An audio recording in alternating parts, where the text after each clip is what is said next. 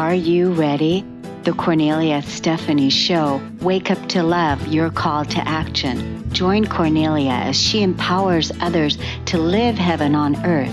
Kornelia teaches listeners how to be the authority over yourself, embracing your inner guru.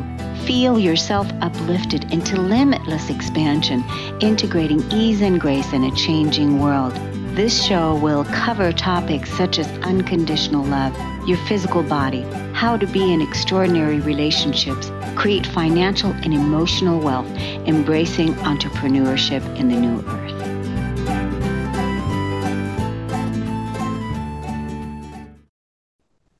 Hello, everyone. Welcome to the Kornelia Stephanie Show. I'm so excited and honored to be here with you today. We have our stories of hope, and our first guest is a story of hope.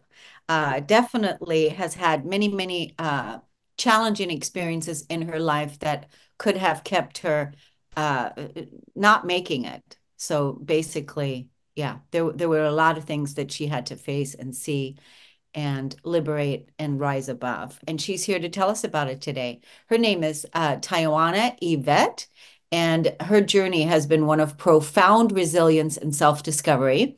From the moment that she entered this world, she's been fighting against the odds. She was born prematurely in 1975.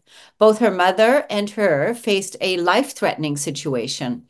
Her battle with pneumonia, coupled with a soaring fever, cast a shadow of uncertainty over their survival. Amidst this struggle, her biological father, a charismatic figure with a dark side, inflicted deep wounds upon her, leaving scars that would shape her life's path.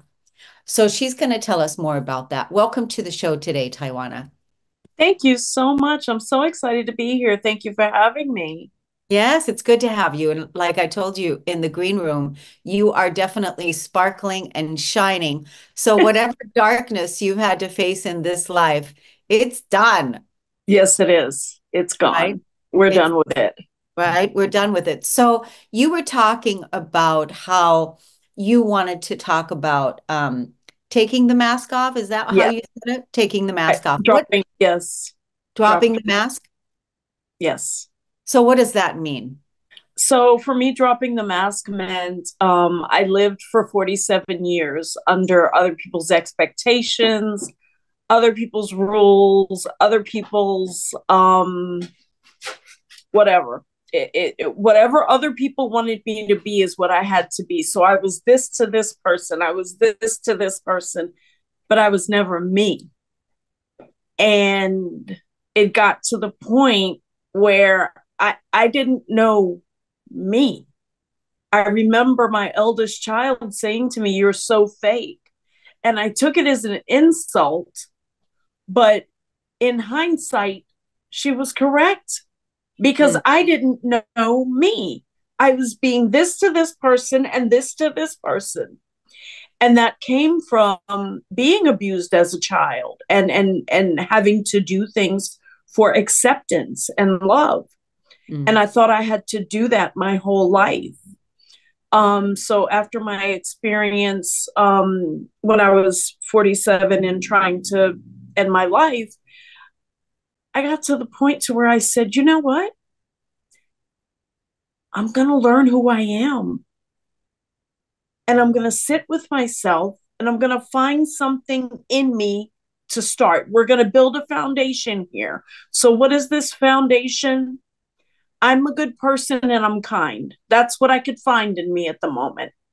I'm a good person and I'm kind. And I started to realize when my sister made a comment at the worst time possible. You're wearing a mask for everyone. You don't even know who you are. You've been so busy trying to gain the approval of every single person around you that you don't know you. And so I sat in my apartment alone and I learned who I was. And I love who I am. And now that foundation, that where I could only find you're a good person and you're kind, it's here now. It ranks. Yes. Yes. And those masks, I don't care if I'm liked or not. It does not matter to me. If you do not like me, then we're just not aligned, and that's okay. I wish you well. You go your way, I'll go mine. But I refuse to be anybody except who I was born to be ever again. And Hello. changed. My life changed when I made that decision. It's so profound what you're saying, because so many people have that experience, where they Mm-hmm. are people pleasers, and where they uh you know not have themselves in the equation in the relationship. And Yes. they don't know where one person begins and where they end, and where's the beginning and the end and all the things. But when you were saying, when you were sitting in the apartment, and when you were sitting with yourself, and you found that one thing that Yes. that you could find that was good about you, and you found that you were kind, and you found Mm-hmm. that you were a good person, it's interesting, because even that kindness and that good person was also that person when your daughter said you're fake, when your sister Yes. said about the mask, or like, well, Mm-hmm. I can't remember exactly what your sister said, but even then, that person was also there, that Yes. kind person, that Yes. good person, right? Yes. So I'm just curious as to even more. It's great that you found that you found the what you could build upon. You could build Yes. upon kindness. You could feel, that you could feel good about the person you are. I am good. Yes. It Because at some point it became hard, where when you had to draw the boundaries, that, Yes. right, like, not to Yes. let people disrespect you, or not for you not to drop down into the sinkhole if other Yes. people don't approve of who you are. Exactly. Exactly. It did become hard. I I can't say I lost anyone because I feel like people who are meant to be around you stay. Mm. You're either a lesson, you're I have a really wonderful, beautiful, she's my heart, friend. And she always goes, Ty, it's either reason, season, or lifetime. And so I feel I can't say I've lost people because they were seasons and reasons. They weren't my lifetimes. Um, so yeah, even in people leaving, or me walking away from people, um, I think even that's kind because I'm being kind to myself. And I think ultimately, in the end, that's where it has to begin. Yes. It has to begin with the self, so that because prior to, possibly, you were looking for approval and accepting, Approval. right? Approval from Yes. others. And then you got to the point where, when you were sitting with yourself, you were like, I stamped this approval here because I'm a kind and good person, and I approve, and I'm the authority here, and I'm fine with me. Yes. And One. then it didn't matter anymore. Basically claiming your authority plaque back, claiming your agency back, claiming your My. power back. And then it didn't matter whether others approved of you. It's a big girl pants job when you don't care about what other people think. That's a big piece. I Right. think that comes with age and experience, because It does. it does. It does. you know because that's not an easy thing. So what are you doing now, since you are a kind and a good person, and that you are completely 100% with yourself, with your mask off, being your liberated self? You've overcome suicide, Yes. obviously, because Yes. you mentioned that word, and it's well done, you. Thank you. a Thank you. big, a big, it's a big, again, another one of those traumatic experiences that when the soul is seeking a way out, or I should say the human is seeking a way out, and then takes it. And really Yes. basically what people feel when they want to commit suicide, because I also healed suicide ideation in my life Mm, too. So I understand. And yes. what it is that we want to take away is the pain. The pain, the pain. We just want it to stop. Yeah. Who am I now? I have gone from being an executive assistant who has worked for White House appointees to I am a psychic, intuitive healer, psychic medium, spiritual guide. And I've accepted my spiritual gifts. I've had them since I was two. Nice. And I'm not ashamed of it. I'm not ashamed of them. I'm not ashamed of me. I'm still kind to people. I'm still a good person. I still give away a lot. And I'm also a spiritual coach. So I teach people how to heal from those very same traumas that I went through. Um, who better to teach? Do you have your social media online? Are you on Facebook? What are Every the handles? Let us black get the butterfly handles. goddess, black butterfly goddess everywhere. Black Butterfly Goddess everywhere. Instagram, Facebook, Yeah, on all of them. on Black all. butterfly goddess. Okay. Okay. And so what is it that people do? They book an appointment with you and you guys have Yes, a discovery session. Is that how yes, it works? yes. We have a discovery session. Let's see if we can work together. Let's see if I can help you. Let's see if you need therapy or coaching. And then we sign our little contract and we get moving. And or they can book readings or they can book one-time sessions. And I'm also starting tomorrow to teach different webinars. So tomorrow's webinar begins our 4 week on narcissist healing from narcissistic abuse. Wow, that's good. You've really turned everything, all of those traumas around, and now you're helping people while at the same time having embraced your spiritual gifts. Tywanah Evette, I want to thank you so much for coming on the show. It's just a Thank short you. segment. I want to let you know that we might contact you again for the future to have you on for a longer show because we can talk about some of those traumas that have been overcome. And Absolutely. uh, for now, I just want to thank you and again, congratulate you for how far you've come and what a wonderful job you're doing. Thank you so much for having me. I really appreciate the time. Thank you so much. And the link that you have for the to promote the show is the same for the replay, FYI. So Awesome. Awesome. Great. we're going to take a break on the Cornelia Stephanie show. We'll be right back.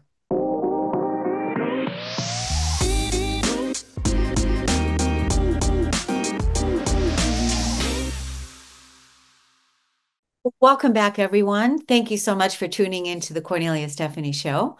Our next guest today is Tiffany Jones. She was born and raised in Greenville, South Carolina, and along with her husband, has been living in a nearby town since 2011. They have three children together. Tiffany enjoys experiencing new cultures, foods, and scenery with her family. She's an author and a public speaker and passionate about sharing her story of overcoming 15 years of suicidal thoughts. By sharing the key factors that led to her healing, she offers practical steps to anyone struggling. Each factor was critical for change and it is vital for maintaining health. Welcome to the show today, Tiffany Jones. Thank you. I'm glad to be here.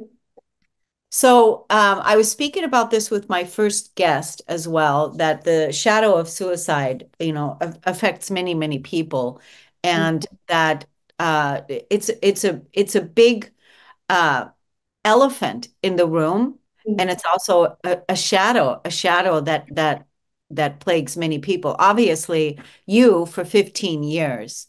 So, Mm-hmm. what was that? I mean, over the years, 15 years, that's a long time. Mm-hmm. When was it? When did you get to the point where you were just like, okay, this is it? Yeah. So it started when I was about 13.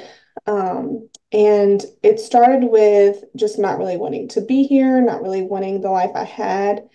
And I would have these intrusive thoughts, but I had no intention of acting on them. I didn't want that. I just wanted my life to be different or better in some way. And slowly that turned into just more thoughts of different ways that I might hurt myself. And it was just a battle. I didn't want that for myself, but it was just these thoughts were constantly invading my mind.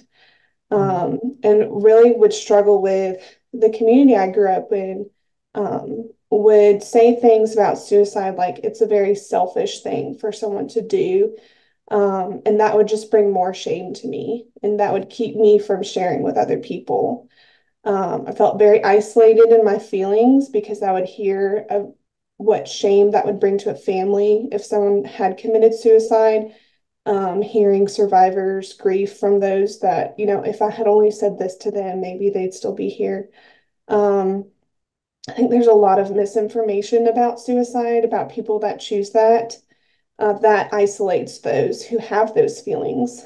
Um, and I found myself a mother of three children, very overwhelmed. And it took me thinking, if I want a better life for me and my children, I have to speak to someone. I have to voice this and stop trying to do it on my own. I had received therapy before, but it was really just for symptoms of panic attacks. And once that was better, we moved on. Um, and I never even addressed those suicidal thoughts with that therapist because of the shame for so many years. So, you had the suicidal thoughts even after your children were born? Yeah, Okay. So you carry those. It really is so irritating, to hear about the shaming that I mean, when a person's suicidal, the last thing they need is add more shame into the mix. absolutely. Yeah. You know what I mean? That's like whoever those people are that are saying that. Mhm. That's the last thing that people need to hear. Um, Mhm. so how long now have you been suicide free? Let's see. It's been 9 years. Yay, that's Yeah. huge, Yeah. Tiffany. Wow. Mhm. That's when Oh, yeah. those when you know you're not having those thoughts anymore, that's not something that's going to come in and get you anymore. Right. That's For years, it was this. Oh, well, this is nice for now. Yeah, probably a year or two that I kept thinking, "Ooh, I really hope this lasts because right. I don't know that I can do that again." And Because that at really that led me time, into, go yeah, ahead. I was going to say at that time you were probably always waiting for the other shoe to drop. Yeah. Oh, yeah.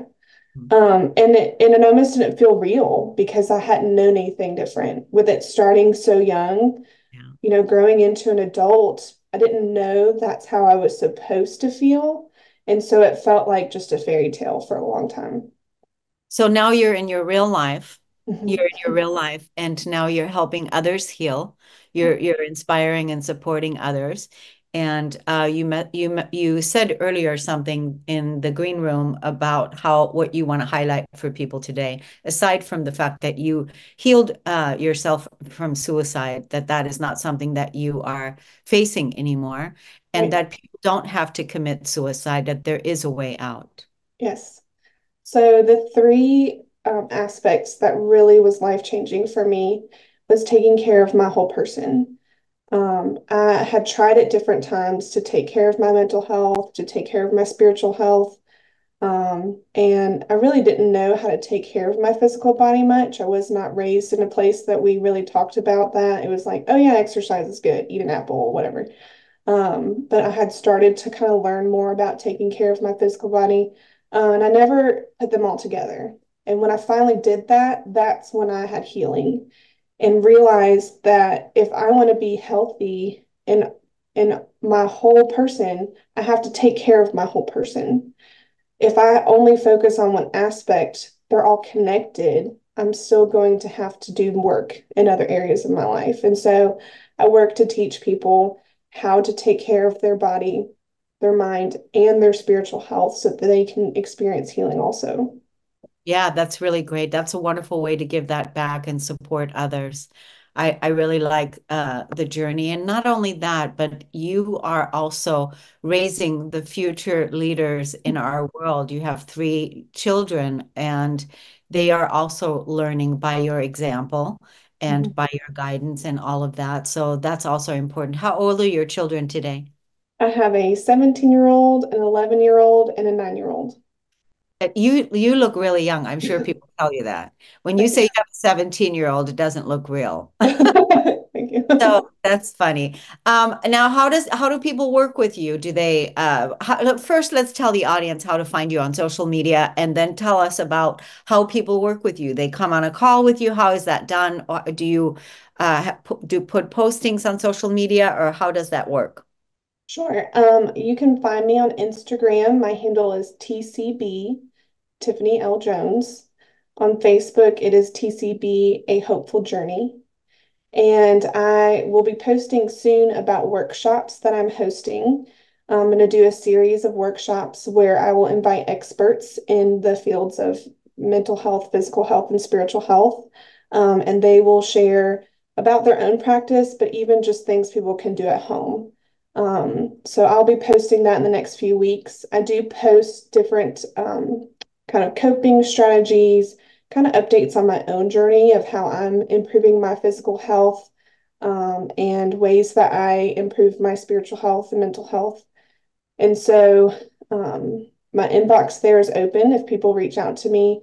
I also have a website called thecursedbrain.com that has a lot of recommendations for podcasts, books, different things like that people can look into. That's the title of my first book, The Cursed Brain, and it deals with how the curse from the Bible in Genesis 3 affects everything around us, but we have options to kind of work with that and be healthy in spite of that. That's wonderful.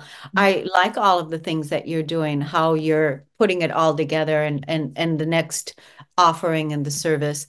When people want to work with you, they jump on a call with you on a discovery call? I have not offered that yet. I'm trying to do a lot more locally right now. I see. I might look into that in the future, but I just wanted to kind of work to build community where I am locally at the time. Okay, awesome. Well, what is it that you want to leave our audience with today? What is your final message that you want to leave them with? I would just say that if you want to be healthy, to be mindful of taking care of your whole person, and to speak out, speak to someone. It is difficult to stay stuck, isolated in shame. And I know that sometimes you feel like other people can't handle your pain, but they can. There's people out there that want to see you succeed. That's beautiful. That's beautiful. Beautiful. Thank you so much, Tiffany, for coming on the show. I appreciate that. And we're going to take a break on the Cornelia Stephanie Show. We'll be right back, everyone.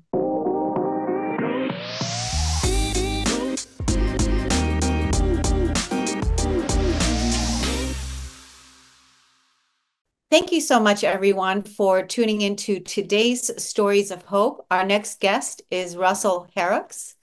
When all the tools for inner healing stopped working, Russell found himself back at square one. After a life-saving surgery, years of emotional work seemed undone, and his struggles resurfaced. He realized that most tips and tricks were temporary solutions, not pathways to true wholeness. Russell discovered that the only way out was to dive deep into the truth of his experiences, embracing and owning every part of his journey. Now, as a speaker, emotional intelligence workshop facilitator, and sacred geometry activator, Russell helps others align with their soul and step into their true mission. Welcome to the show today, Russell. Thank you. Thank you so much for having me. It's really great to be here. So, how did all of this get started? Did this get all started after surgery or before surgery?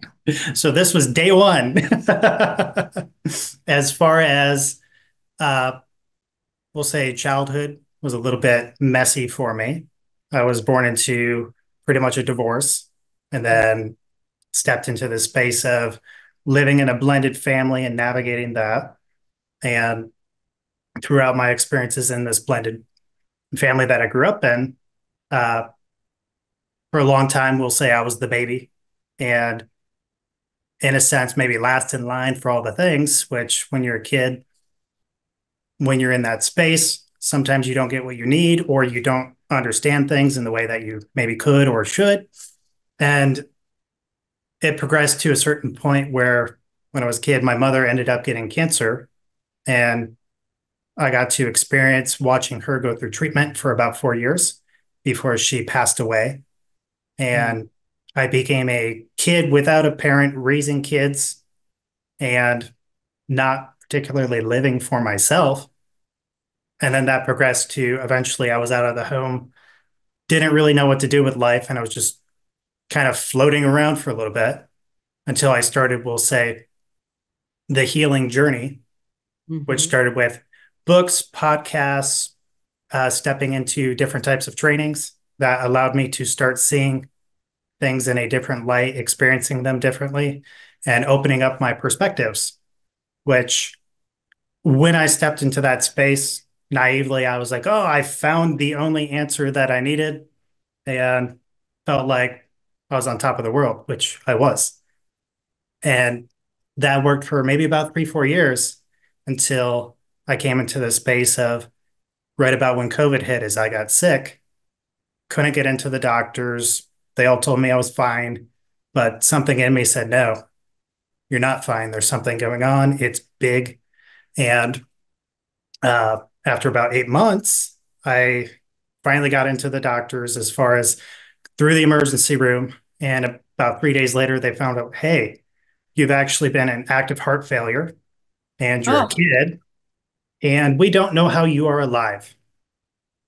oh my And God. yeah, so they were like, here's what we need to do. We can get you in tomorrow. And, I was 29 at the time. I was just purely shocked.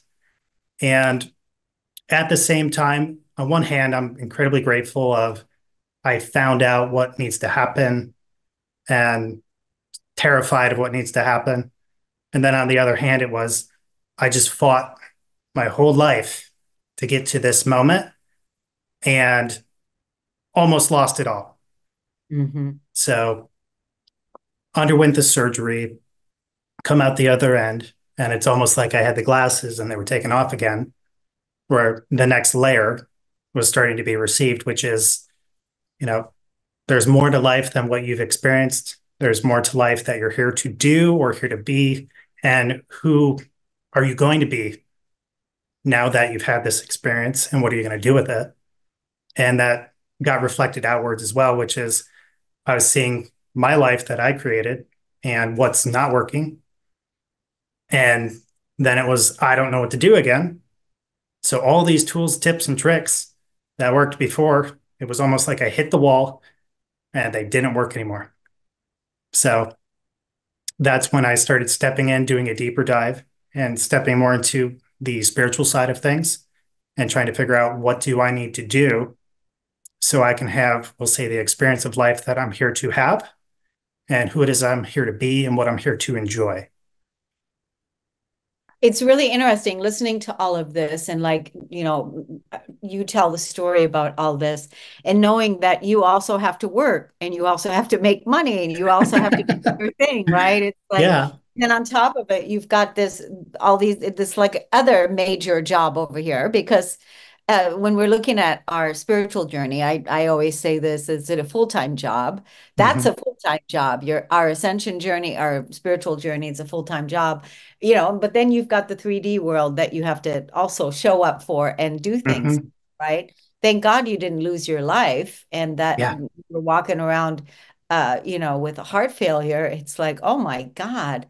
Um, so tell us where you're at today. Like what are you doing today that has you really dialed in and really excited about living and Yeah. dreaming and creating your life? Yeah. So there's so many ways I can approach it, but I've come into the space of where I'm experiencing life in the moment, in the present, not somewhere off in the future of this is what I want or where I want to end up. It's every moment, every interaction. there's something in it for me. And the only time that I really have to worry about is now, but I don't have to worry at all. To where it's every single person interaction, there's something in it that we're meant to experience and receive and either create something from or take something from. So there's people that you might not even know that you encounter throughout your day, whether it's, you're out in the city or if it's a random phone call. And sometimes you can hear certain things that maybe poke a button or give you, in a sense, a message. And something that's in that message is for you to expand upon or step into. So it's figuring out based on living in alignment with who I am and what I'm experiencing is what am I going to do or create with what I experience. And Is is that one of the tools? Because it's really, really good to look at it that way. Every person, every single person. If everyone looked at it that way and used the decoding, used the yeah. experience as an opportunity to, Mm-hmm. Yeah. uh, So receive a message, would you say this is one of your tools? almost like a tool. Yeah, So the way that I've kind of always thought this way, but I wasn't ever able to really integrate it in such a way that it's more of a way of being. yeah, And I stepped into something that's called our sacred geometry, which is every single one of us has a divine design to who we are, who we're here to be. We're all unique, we're all different, which also means our experiences are different. And who it is we're here to be and what we're here to create is different. So, stepping into this arena or process is really saying, I no longer need all the tools because now I'm in the space of life is the arena, life is the tool, and life is going to give me exactly what I need or what I want. So it's coming into the space of I'm going to get exactly what I desire or something better, or I'm going to get what's required for me to experience so I can learn and grow and expand in the way that I'm required to. And as you go through this process, it's an embodiment. So it's not like, let me step into this tool and then pay attention. It's more of a natural occurrence that happens over time because it's part of you and you just start seeing everything different. yeah. It's almost like at first it's a mindset, it's a perception, it's something that it's a way to perceive something, but you said it is a state of being. It's it's Mm-hmm. a it's a way for you to relate with the world around you. Yeah. Right. It's a way, and that's a really wonderful way to look at it. Like it really is. Um it's very liberating, it's very freeing, Mm-hmm. and not to feel like again, victimized, but Right. that you can actually feel like a creator and that everything is here to serve you in Mm-hmm. one capacity or another. Yeah. And it's that, and it's really, we are all here to create Mm. from what we experience. And whatever that is comes from within us. It's not somebody outside telling us this is what you're here to do or be. It Mhm. comes through you. Mhm. And it comes through you based on your unique experiences and everything around you. How So, how do people find you on social media? Like, what are your handles? What's your website? yeah, so I'm on both Facebook and Instagram, and it's just russell.horrocks, and you should find me real easy. And then as far as the website goes, if you want more information on sacred geometry, we have liberatemetm.com, and it's going to give more of a holistic overview of what is sacred geometry, what does it mean, and stepping into living from a space where you no longer need all the coaching that's more typical or the healings or stepping into a space where you're no longer reliant on somebody outside of you to help you figure out what's my path and get you into this space to where you can see exactly what you need to do to live in alignment with who you are and who you're here to be. Yeah, it sounds like it's the next step. It's Yeah. it's taking it's taking that next step, taking full responsibility, full Mm-hmm. authority over your life and your creation and how you're creating your daily life. and that you are the authority, you are sovereign, you are free, you Yep. are the one, and now you are stepping into this next phase in your life. Yep. It's that, and it's in a way that's really fun. So Mm, it's not just, hey, I read a book. It's right. life is the canvas. So you get to step into life, and your life is the canvas. So whatever's showing up is what you start stepping into. And life is going to hand you exactly what you need, regardless of maybe it's something you missed out on in the past or you think that. It will bring it back to you in the moment you're ready. So good. I want to thank you, Russell Horrocks, for coming on the show today and inspiring the audience with Yeah. this brilliant way to live and to create and to be. Thank you. Yeah, Thank and you it so was such a much. pleasure to be here. And yeah, and anybody just at home, if they're in a space of maybe you feel like the tools aren't working anymore, or you're doing it wrong, or maybe you're broken, the truth is you're isn't, and it's just time for you to step into that next phase. So Awesome. We're going to take a break now on the Kornelia Stephanie Show. Everyone will be right back.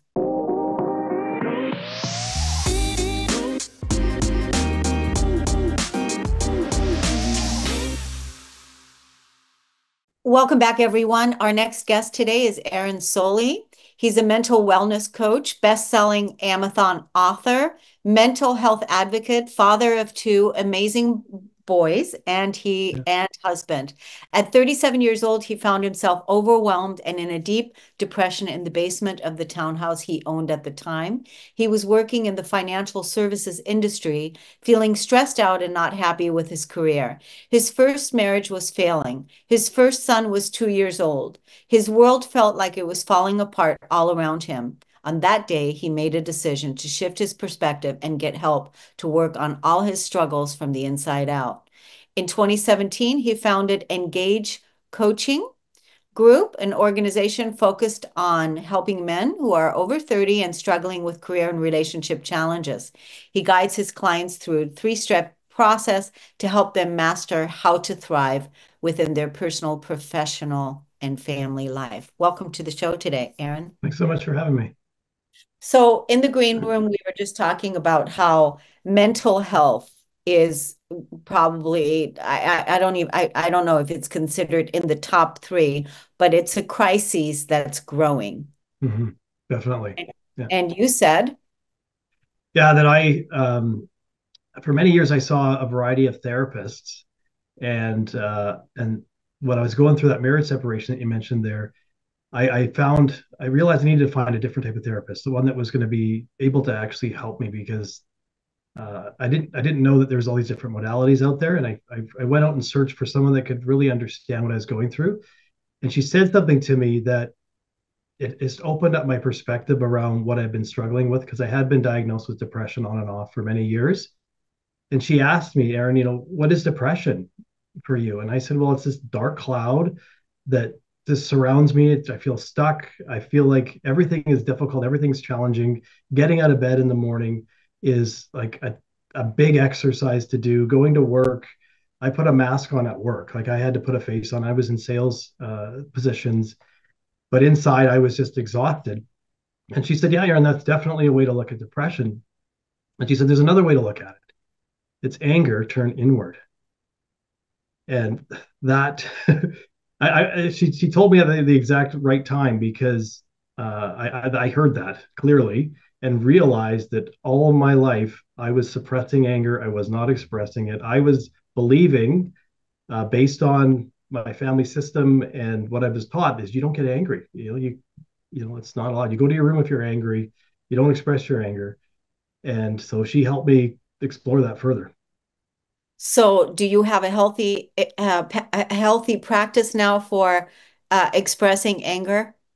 Yeah, journaling is a key thing that I've always gone to, even before I was like even just dealing with my depression. And then once I recognized this anger element, it's amazing what we can do just writing out, things that are frustrating, that are making you angry, and then to be able to go through a process where, okay, well, how am I really feeling around this? Because anger is a surface emotion, and once you get that anger out, I found a lot of sadness is what I found. Grieving my grandfather's death. He died when I was 10 years old, and I hadn't really fully grieved that. And just a lot of sadness around my own identity of who I was and trying to be, and that. So journaling is fantastic. There's other safe things. Like, it's all about being safe. You don't want to hurt yourself or someone else when you're expressing anger, but screaming into a pillow in a safe place. And I've gone to workshops where you actually are given a pool noodle and you hit a chair just to get the anger out, and it's about getting through the anger and getting the other emotions to come up so you can actually feel what's really going on inside, because that anger is blocking stuff. Well, I 1000% agree with you because I wrote a book on anger. And Okay, yeah. yeah, here it is. Is that, and I'm glad that you're doing this work for the men, but um the flip side to anger, peace, the flip side Peace. to anger. Awesome. Okay. That's great. Because how can we have angry peace activists out there Yeah. running around preaching peace, but have anger underneath? And unless we get in contact with that raw emotion and find out what's underneath there, like you said, underneath that anger, there's other emotions that need to come to the surface, like sadness. There's other Mhm. and I always say that underneath that anger, there is a truth that's waiting to be claimed. And when you're doing that journaling and you're doing that writing, you're going to mostly find that, oh, I've been ignored. Oh, these people aren't listening to me. Oh, I'm being dismissed. These are all the things. Oh, my voice doesn't matter. Oh, I Mhm. don't matter. These are all the things that are underneath there. And depression is a huge piece. When people get depressed and they feel paralyzed and they're on the couch and they can't get out of bed in the morning, then they go to the doctor and they tell the doctor what's going on. And then the doctor gives them a prescription. Exactly. Yeah. And I, that's definitely it didn't work for me because I was on medication on and off, and then I would go to therapy being on antidepressants, and the therapist, even before the one that I saw that really helped me figure out what was going on the anger side, other ones I would go to, they'd say, okay, Aaron, I want you to just sit here and feel, just feel what it feels like to feel your leg, right, or feel your arm. Like, she was trying to get me to get into my feelings, and being on the medication actually numbed so much that I couldn't tap into the feelings, right? yeah. So, not to say that people shouldn't be on medication, but it's important to make sure that it's right for you. And I actually started to get titrated off of mine so that I could feel the anger, feel the feelings, sadness, all that, um, and find those truths inside of it. And firstly, find the false beliefs inside of me that I was believing, and reprogram myself to know what's actually true about me along the way. So, yeah. Aaron, I'm so glad that you're doing this work. What are you Yeah. doing locally in your community? Like, the fact that you're working with men, at 30 and up, I think that's so great. I'm so glad I know you now because I want to be able to, as I meet people, send them your way, especially men, because I think men can relate to men. It's a different situation. You all were trained to, suck it up, suppress and not acknowledge your emotions in that way, and so always turning it inward. And anger, if it is expressed, can pick up a gun, can pick up a fist, can verbally Mhm. abuse someone. And if it's held in, it is like a hot coal. And if it's suppressed over and over and over again over years, you can become sick, and then that energy is turned against you. So it's really, really good that you're helping men at that stage so that they don't develop those issues, right? Yeah, and I felt different as a guy because I actually connected more with my mom than my dad. And so I was, the nice guy, the people pleaser. When we had family functions, I tended to be around the women more than the guys. And my dad and his buddies would go hunting, and that wasn't something that resonated with me. And so that also created this conflicting kind of identity for me. Is I'm supposed to be the, who am I? Who am I? I don't really connect with this macho kind of stereotypical guy. Um, and yet, am I supposed to, or how's it supposed to work? So it's interesting because a lot of the men that I help, it's the women in their life that actually introduce them to me. It's their spouse or their mother, and then a lot of the guys I meet are similar to me. They're playing the nice guy, thinking that strategy is going to work, and it actually backfires, and they're stuck in their identity and trying to move forward with things. So yeah. Yeah, and they're stuck in becoming passive aggressive, and Yeah. there's so many other things that suffer. There's so many communities that's like religious communities, for instance, that also have taught it's not good to get angry, it's not good to be angry, it's not good to get in contact with your angry, don't show that side, don't get in contact with it. A good Christian shouldn't be angry. So that's actually a community that really needs to be supported in that way, because they've been suppressing that anger for a long time. This is a raw, primal human emotion that is part of our humanity. And, when we use our anger to liberate ourselves and heal from the past so that we can discover what's true for us, it's a huge piece. I'd like to have you come back, Aaron, in the future where you and I could do, another show, like a longer one, because I'm passionate about this Yeah. topic. I'd like to talk more about it.